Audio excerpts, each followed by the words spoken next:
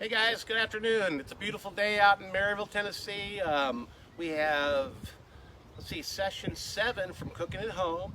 If you guys have any questions, if you want a recipe, if the recipes don't make sense, please just drop it on the inbox with our Facebook. And today we're in the garden. We're gonna plant tomatoes, which are really super easy to grow. Anybody can grow them, right, Gabby? Can you grow them? Maybe? Yes. So, being that we have probably 20 large garden beds, we want to do this long term. So I'm going to show you how to work with the soil a little bit. Also, I'll show you a tactic where you won't have to weed or water for quite some time. The tomatoes are a Cherokee heirloom purple tomato that we harvested seeds last year and the year before to help with the genetics with the tomato and to get the largest yield. So I dug a hole right here. Pretty simple stuff. We have some primo compost that we've made with grass clippings, and so I'm going to put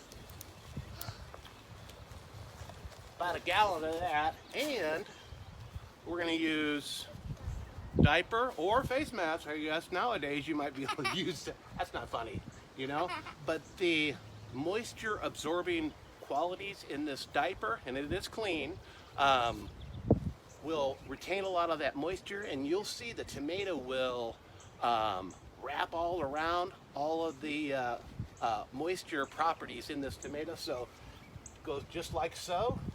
Then more compost, and then we're going to plant it fairly deep. Okay, Gabby, you ready? Okay, you going to plant it? Be gentle. Here you go, watch.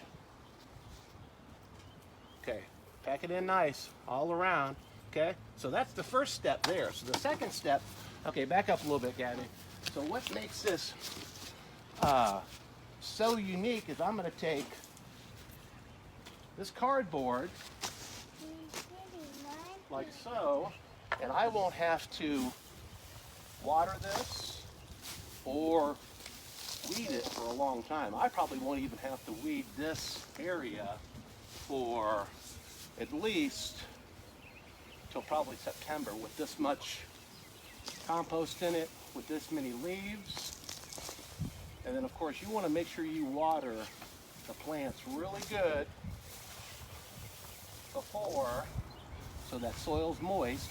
And then you want to also water it to get all of the mulch, the leaves, the compost, to get it really wet. And unless we have a severe drought, I probably won't have to water this till hopefully July.